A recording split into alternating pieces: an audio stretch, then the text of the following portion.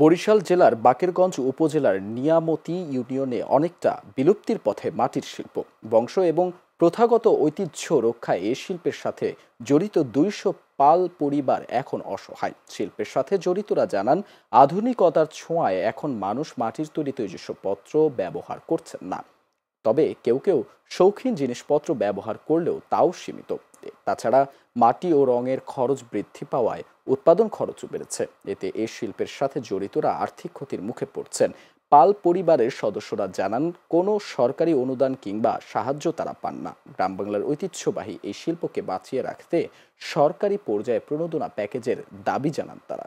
হ্যাঁ, মগজ সংসার চলে না, মালপত্র চলে না।